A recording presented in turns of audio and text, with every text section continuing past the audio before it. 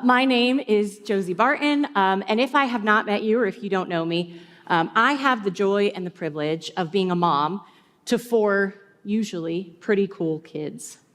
And this means, my son's laughing, this means that I have also been through the postpartum, hold up at home phase 4 times.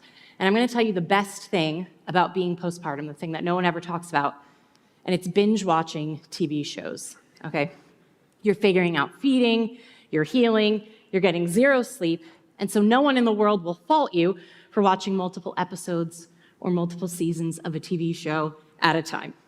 So after my 3rd son was born, I binged a classic from my childhood, Boy Meets World.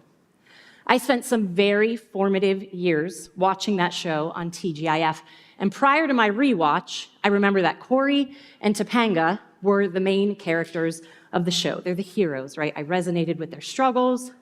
I rooted for them. I rolled my eyes at the adults who got in their way at every single turn. Corey and Topanga are the main characters, and I saw myself in them. I think it's normal for people to see themselves in main characters because things happen to us, things happen for us, and everyone around us is playing a part in shaping the direction of our life. And that's not to say that we're selfish, but that the story we're living is our story. So relating to a main character makes a lot of sense. So imagine my surprise when I rewatched the show at 32 years old and found myself relating not to Corey and Topanga, but to Corey's parents, Amy and Alan Matthews. As a 10-year-old, I felt that the parents were lovable but dumb grown-ups. Like they didn't understand what it was like to have crushes or to get in fights with friends. They just couldn't get it. But as an adult, I wanted to shake Corey and Topanga, like, just listen to your parents. They actually know what they're talking about. You could avoid so much of the drama that you get yourself into if you just did what they said. In fact, there probably would not be a show if everyone had just listened to Amy and Alan Matthews. It was strange to realize that I had gone from seeing myself in the main character to seeing myself in the supporting cast, because we often see ourselves as the main character of a story. And I think that's especially true when the main character in question has grit or perseverance or patience or forgiveness, or at least that's true for me. Like, I like to see echoes of myself in characters that have really good qualities, characters that rise like a phoenix from the ashes. Never mind that I have a panic attack when we lose power for more than 10 minutes. I am an overcomer, okay? So in preparing for my sermon, my natural inclination was to help each one of us relate to the main character in today's text, who's Joseph. And this isn't Joseph like Jesus' father in the New Testament, but Old Testament Joseph. And if there is anyone in the Old Testament that I would like to see myself as, it's Joseph. If you looked up perseverance in the dictionary, Joseph's picture would be right there. If they put up a billboard somewhere for faithful endurance, there he would be. And if you're unfamiliar with his story, here are the highlights. He's reviled by his own brothers. He's sold into enslavement. He's accused of assault. He's thrown into prison. He's forgotten by nearly everyone he ever helped. And then after all of that, he saves the lives of the very people who had put him into all of those horrific positions. If there is a main character I want to be, it's Joseph. He went through it, and he came out on the other side, refined and forgiving and faithful and wise. He's the Corey Matthews of the second half of Genesis, in that he's the star of the show, and for good reason.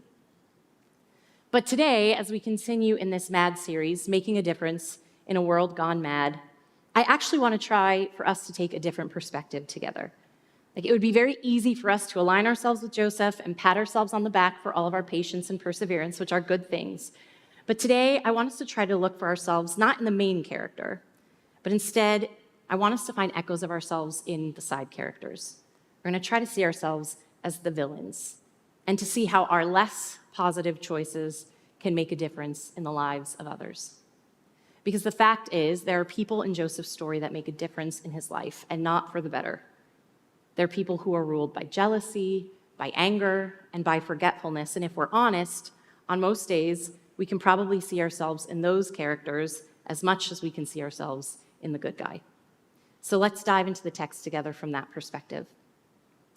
Joseph's story is told over the course of 14 chapters in Genesis, and the first characters we're going to try to see ourselves in are Joseph's brothers, and they make a difference in Joseph's life through jealousy. Now, Joseph is the son of a man named Jacob, and Jacob has two wives, and one of his wives he loves a bunch, and the other not so much. And the one that he loves, Rachel, has two sons, one of whom is Joseph. The other wife and some of his maidservants give birth to Jacob's other 10 sons, so he has 12 sons altogether, but Joseph is far and away his favorite. He treats Joseph really special, even down to making him this beautiful Technicolor dream coat, And on top of being the clear favorite, Joseph is also prophetic. He has dreams and he can interpret them, and then they come to fruition. So he has a dream one day that his brothers will all bow down to him. And rather than keep that little nugget to himself, he shares it with his brothers. And you can imagine that this doesn't engender much goodwill among them. In fact, in chapter 37, we read, "When his brothers saw that their father loved him more than any of them, they hated him and could not speak a kind word to him. Joseph had a dream, and when he told it to his brothers, they hated him all the more." So needless to say, there's not a lot of love lost between Joseph and his brothers. Now, one day, Joseph comes out to where they're shepherding, and they get this bright idea that they should murder him. Now, the Bible is very clear that this decision is motivated by their jealousy of him being the favorite, and then of him having shared that dream with them. And the eldest brother, Reuben, has this twinge of conscience, and he convinces the others not to kill Joseph, but just to throw him in an empty well. And his intention is to come back and save Joseph out of the well later. But while he's off tending to the sheep, a group of traders come by, and his second brother, Judah, gets another bright idea. Let's not kill him. Let's sell him as a slave. And they do. And by the time Reuben returns, Joseph is gone, and he cannot be rescued. And so the brothers concoct a story and convince their father that Joseph was killed by a wild animal. Joseph's brothers make a choice out of pure jealousy, and as a result, they make a difference, for the worse, in Joseph's story. Now, when I think of a case study in jealousy, besides myself maybe, I think of Aaron Burr. My kids and I love to listen to musicals, and one that has my 10-year-old in a chokehold right now is Hamilton. And this show is a perfect example of the deadly influence of jealousy in the lives of others. In the show, Aaron Burr misses out on a political position because of Alexander Hamilton's influence and his resentment over this fact, his feeling that Hamilton's success has somehow led to his failure, leads him to challenge Hamilton to a duel. Famously, spoiler alert, Burr does kill Hamilton during the duel. And in the play, there is a song where Burr is expressing his feelings after the fight. And the title of the song, "The World Was Wide Enough," comes straight from a quote that is actually attributed to Burr, who after the killing is quoted as saying, "I should have known the world was wide enough for both Hamilton and me." Joseph's brothers would have done well to know that the world was wide enough for Joseph and themselves. Giving in to their jealous feelings made a huge impact on Joseph's life, and the same is true in the lives of others when we give in to our own jealousies. When we focus on what we might lose, or when we're envious of what we don't have, we harm other people. We ruin moments, we dampen the vibe, we take away our genuine presence in spaces that need it. Our jealousy can harm other people. But the thing about jealousy is that it doesn't only harm others. We hurt ourselves when we are jealous too. When we encounter Joseph's brothers much later in the text, they are men enslaved by regret, guilt, and fear. Joseph is physically enslaved by their jealousy, but they are mentally and emotionally held captive. And the same is true for us, isn't it? Think of the joy we miss when we can't celebrate others' happiness and success. Think of the ways we wander the outskirts of true community when we want what others have, or we want others not to have what they do. Jealousy does not create relationship, it destroys it. And we suffer, as well as those we hurt, when we impact others with our jealous decisions. Jealousy makes a difference. Now, after Joseph is sold, he ends up as a slave in Egypt in the home of a man named Potiphar, who's the captain of the guard. And for a while, things are actually going as well as they can be for someone in Joseph's situation. He's put in charge of Potiphar's estate and everything he owns. Chapter 39 says, "From the time he put him in charge of his household and of all that he owned, the Lord blessed the household of the Egyptian because of Joseph. The blessing of the Lord was on everything Potiphar had, both in the house and in the field. So Potiphar left everything he had in Joseph's care. With Joseph in charge, he did not concern himself with anything except the food he ate." And actually, it goes on this way for Joseph for a while, but eventually, Joseph's time at Potiphar's sours. And so the next set of characters that we're going to try to see ourselves in are Potiphar and his wife, and they impact Joseph's life through their anger. Now, apparently, part of being blessed by God is to be devastatingly handsome, and Joseph was, okay? In fact, he was so good looking that Potiphar's wife decides that she wants to have an affair with him. And Joseph categorically denies him, or her rather, over and over, but she is very persistent. And one day she finds him alone in the house, and she gets so near him as she's propositioning him that she's able to grab onto his coat. And he wriggles out of the coat and he gets the heck out of Dodge, but she is livid. Like, who is this slave to deny her advances? So she lies to her husband, Potiphar, and claims that Joseph tried to assault her. You can imagine that Potiphar is not happy with this. Chapter 39 tells us, when his master heard the story his wife told him, saying, "This is how your slave treated me," he burned with anger. Joseph's master took him and put him in prison, the place where the king's prisoners were confined. In this case, the anger Potiphar and his wife feel, the anger that's a secondary emotion, covering for real feelings of betrayal and rejection, they make a difference in Joseph's life, again, for the worse. Now, Andy did a great job of talking us through anger a couple weeks ago, so I'm not going to belabor the point, but you know, as well as I do, that when we treat others in anger, we can cause harm. Angry words or choices can burn bridges, they can end relationships, they can even cause physical harm to other people. I mean, I don't have to look any farther than my own children to know that my anger, my quick temper, and my harsh words touch lives and spirits in ways that I would never want, but that I somehow keep allowing to happen, sometimes over something as small as like the speed with which shoes are being put on. Our anger makes a difference to other people. But again, it's not only others who are hurt when we act in anger. You may have heard the Mark Twain quote, "Anger is an acid that can do more harm to the vessel in which it is stored than to anything on which it is poured." Our anger harms us too. Think of all the times you spent in the shower, shampooing your hair, finding those perfect cutting words in an imaginary conversation with someone that you're angry with. Or think of the places that you've avoided, the conversations you've been unable to enjoy, the physical toll that anger has taken on your body. When we act in anger, yes, we harm others, but we harm ourselves too. Anger makes a difference. Now again, after Joseph is thrown in prison, things actually go pretty okay for him, as well as they can in the situation that he's in. As had happened with Potiphar, Joseph was put in charge, and everything he did prospered. Again, in chapter 39, it says, "But while Joseph was there in prison, the Lord was with him. He showed him kindness and granted him favor in the eyes of the prison warden. So the warden put Joseph in charge of all those held in the prison, and he was made responsible for all that was done there. The warden paid no attention to anything under Joseph's care, because the Lord was with Joseph and gave him success in whatever he did." And it's in prison that we meet the final character who impacts Joseph's story, right? A cupbearer. And he does so through simple and unintentional forgetfulness. The cupbearer, as well as a baker, are thrown into the same prison as Joseph, and they're likely awaiting sentencing or perhaps exoneration. They work for Pharaoh. And they both have dreams, and Joseph, as you'll remember from the "you're gonna bow to me one day" thing, he can interpret dreams. And he does so, and he correctly interprets that the baker is going to be killed and impaled, gross, but that the cupbearer will be restored to Pharaoh's good graces.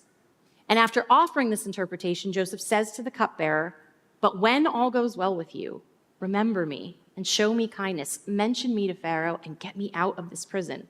I was forcibly carried off from the land of the Hebrews, and even here I have done nothing to deserve being put in a dungeon." And 3 days later, what Joseph has predicted comes to pass. But the end of chapter 40 tells us the chief cupbearer, however, did not remember Joseph.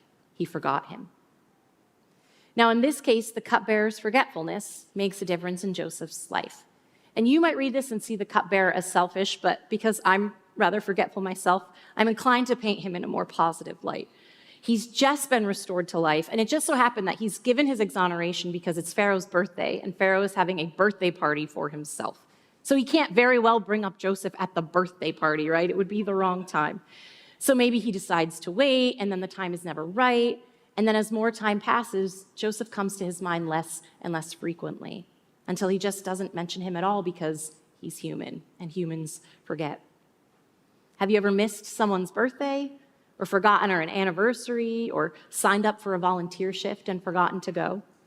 All the type A personalities in here are like, no, I never have done any of those things. But if you are type B or if you're neurodivergent, forgetfulness is a real issue, right? It's a plague in some cases. And even though it's innocently done and unintentional, still, our forgetfulness can harm other people.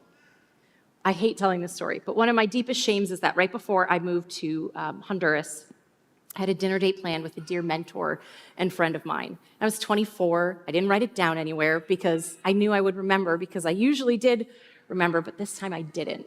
And all day, the day of our meeting, something was like poking in the back of my mind, but I couldn't remember what it was. And I was so tired from getting ready to leave that I took a nap. And I only woke up when she called me from the restaurant, waiting for me. And I knew her well enough to know that she was hurt. And even though I did not intentionally forget our date, it caused her harm. Obviously, nobody wants to be forgotten. But as you can probably have guessed, forgetfulness harms us too. When we forget to celebrate others or to express our condolences or to check in after the surgery or the birth, when we forget the dinner date, it can weaken the sense of connection and community that we feel with other people. Now, luckily, I have a life full of loving people who forgive my deficits in this area, but even their forgiveness cannot undo what was not said or done or mourned or celebrated. Forgetfulness, though without malice, like jealousy and anger, can still harm others, and it can harm us too. Forgetfulness makes a difference. Now, thankfully, the cupbearer does eventually remember Joseph.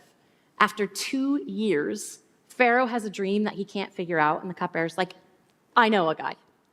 And Joseph is taken out of prison, and he's able to correctly interpret Pharaoh's dream. And it was a dream about cows and wheat and stuff. And the dream meant that for 7 years, Egypt would experience abundance and prosperity in their crops, in their farming. But then for 7 years after that, they would experience a famine so severe that many people would die. Joseph recommends to Pharaoh that he appoint someone to be in charge of gathering 1/5 of the whole harvest in the years of plenty so that they would have food to spare in the years of famine. And Pharaoh's like, yeah, you should do it. You interpreted the dream. You're the guy for the job. And chapter 41 says, so Pharaoh said to Joseph, I hereby put you in charge of the whole land of Egypt. Then Pharaoh took his signet ring from his finger and put it on Joseph's finger. He dressed him in robes of fine linen and put a gold chain around his neck. He had him ride in a chariot as the second in command, and people shouted before him, make way. Thus he put him in charge of the whole land of Egypt. Then Pharaoh said to Joseph, I am Pharaoh, but without your word, no one will lift hand or foot in all of Egypt. So it's a real rags to riches arc for Joseph here. Now, time passes, the abundance and the famine come to pass just as Joseph had predicted, and Joseph's famine plan works. People from all over are coming down to Egypt during the famine to buy grain to keep themselves and their families alive. And this includes Joseph's own family. His brothers, who started this whole thing all those decades ago, come to buy grain. And the story gets a little complicated here, but the short version is that they don't recognize him, but he gives them food. Eventually, he reveals himself to them. They get their dad to move down to Egypt. Pharaoh gives them all this land to live on and to shepherd on so they can be together again. There's forgiveness, and it's a beautiful story of reconciliation, despite all of the jealousy and anger and forgetfulness that came before. But even with this, even with the reconciliation and the reconnection, Joseph's brothers are still held captive to the fear that their previous acts of jealousy are going to come like boomeranging back to them, even though at this point it has been literal years since their reconciliation with Joseph. After their father dies, their anxiety really amps up, and they send a message to Joseph and they say, hey, just so you know, Dad's last words were that he really hopes that you forgive us for everything we did to you back then. And then they come and they throw themselves at his feet and they offer themselves as slaves in retribution for the fact that they had made him a slave all those years ago. And here is, in my opinion, one of the most beautiful passages in all of Scripture. Joseph, in response to his brother's growing fear, says this, don't be afraid. Am I in the place of God? You intended to harm me, but God intended it for good, to accomplish what is now being done, the saving of many lives. So then don't be afraid. I will provide for you and your children." And he reassured them and spoke kindly to them. Isn't that beautiful? That passage alone could be a whole sermon, but what I want us to pay special attention to is Joseph's attitude. He's reassuring, he is kind, he is gentle to the very people who made the poorly motivated decisions that deeply impacted his life. And he's able to do that because he lived rooted in a firm belief. What you intended for evil, God intended for good. And now we're getting to the real point of why I wanted us to try to identify ourselves with the villains today. We don't look for ourselves in them to remind ourselves that our jealousy and anger and forgetfulness hurt people. I mean, they do, but we know that. You didn't need me to wax philosophic about it for the last 20 minutes because we live in the weight of that truth every single day. We do it rather as an exercise of faith. It's an admission of our own weakness and of God's restoring strength. The big idea is not that we hurt people with our jealousy, anger, and forgetfulness. It's that when we hurt people with our jealousy and anger and forgetfulness, which we will because we're human, God can still make good out of that mess. We do it to recognize that we are not the main character. The people we have harmed are not even the main character. God is the main character. Our story is his story, and that story is always one of redemption. Redemption for those we've hurt and redemption for ourselves. Joseph was enslaved by his jealous brothers, and God redeemed it to make Potiphar's household prosper. Joseph was accused of assault and thrown in prison, and God redeemed it to make the prisoners prosper. Joseph was forgotten by someone that he helped, and God redeemed it to put Joseph in charge of Egypt and to save millions of lives during a famine. It's safe for us to recognize our weaknesses, to admit where we have acted jealously or angrily or forgetfully. It's safe to see ourselves as the villains sometimes because God is a redeemer. Isaiah 61 tells us that he gives beauty for ashes, joy for mourning, and praise instead of despair. Even when we make a negative difference in someone else's life, God can use our mistakes as a stepping stone to blessing and beauty and joy and light and love and peace. What a gift to know that we do not bear the weight of the world on our own shoulders. That even in our villain era, we are not and never can be more powerful than a God whose greatest joy is to make beauty out of a mess. So what does that mean for us? Paul asks this question in Romans 6, shall we go on sinning so that grace may increase? So can we just say, well, because God is going to make good of all my bad decisions anyway, I can just keep doing all that bad stuff and let him make even more beauty out of it? But Paul answers the question and says, by no means. We have a duty to do what we can to stop making choices that are motivated by jealousy or anger or forgetfulness or whatever other vice we may struggle with, to try to limit the negative repercussions of our actions and our decisions on other people. So how do we do that? Well, I'm going to go vice by vice and be just as annoyingly practical as I can in these next steps. So the first thing we talked about was jealousy, and I think the antithesis of that is rejoicing when others rejoice. I know that people hate the phrase, fake it till you make it, but I actually think that when it comes to jealousy, it's a good technique, right? I personally love the spotlight, I always have, and it has historically been challenging for me to see others in it.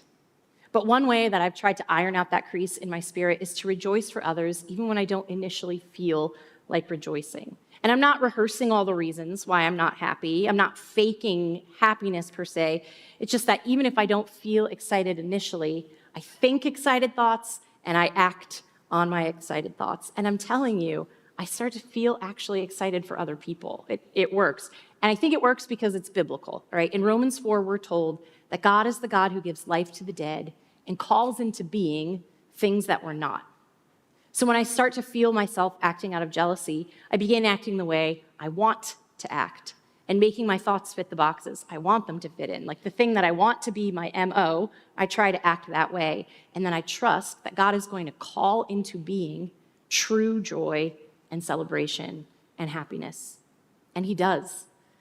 I encourage you to try it, like consistently and privately, and I guarantee you that God will do wonders to reduce your feelings of jealousy. So we try to rejoice when others rejoice.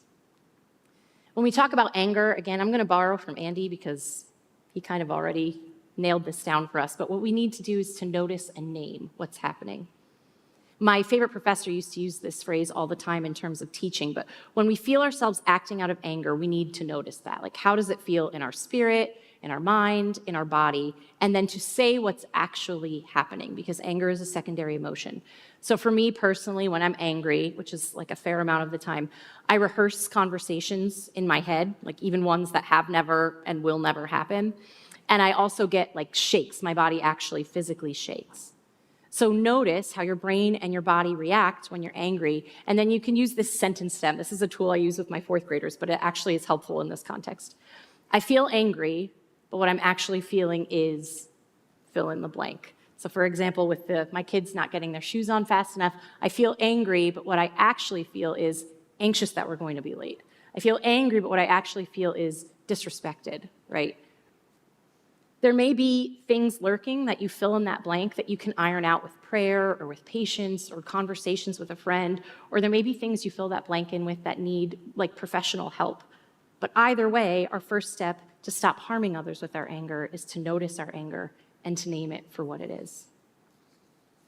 And finally, the last thing we talked about was forgetfulness. And to stop being forgetful, we should just remember. The end. No. Obviously, that's like very reductive. It's like telling someone who's having a panic attack that they should just calm down. I never thought of that.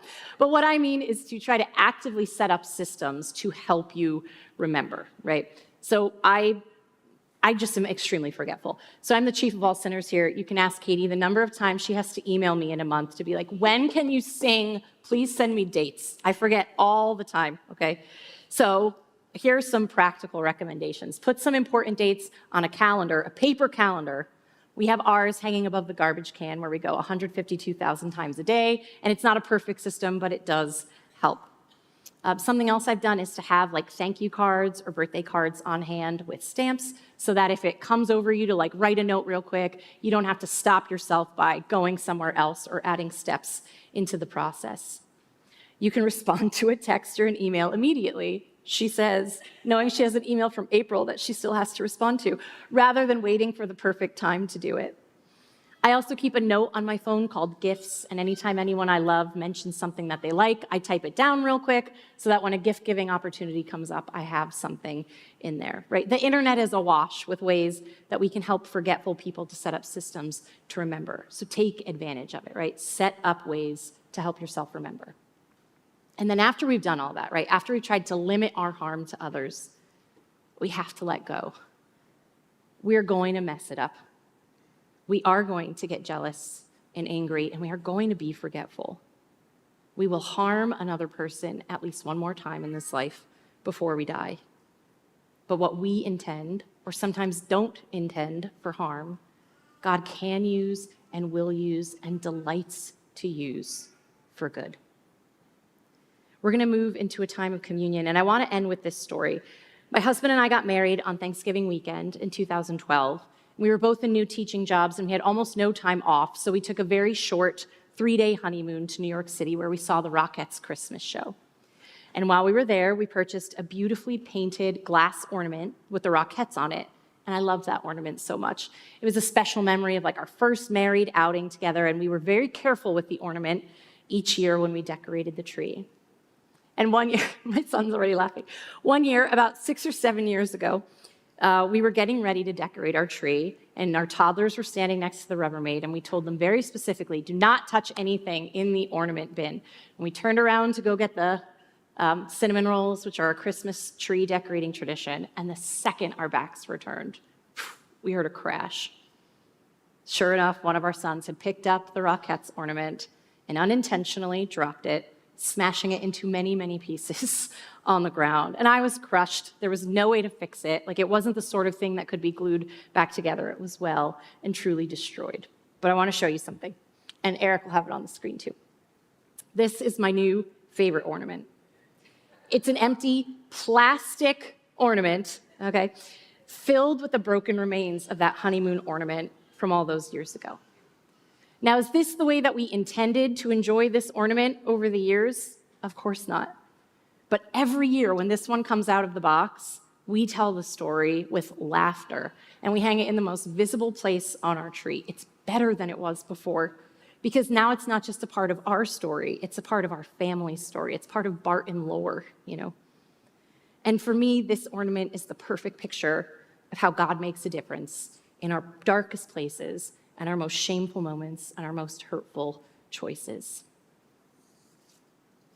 We celebrate communion each week at the Foundry because we want to recognize our willingness to do everything we can to keep the original ornament intact, right? Not to act angrily or jealously or not to be forgetful, but also to acknowledge that when we smash the ornament on the floor, on purpose or by accident, that God can still turn it into something more joyful and beautiful than we could ever imagine. There are 4 stations around the room. I'm going to pray real quick, and when I'm done, I invite you to take communion. Heavenly Father, we just thank you that we do not bear the weight of the world. God, we ask you for strength in helping us live free of things like jealousy and anger and forgetfulness, Lord.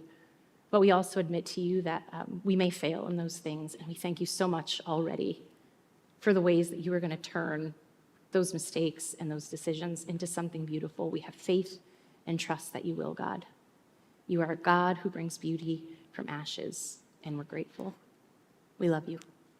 Amen.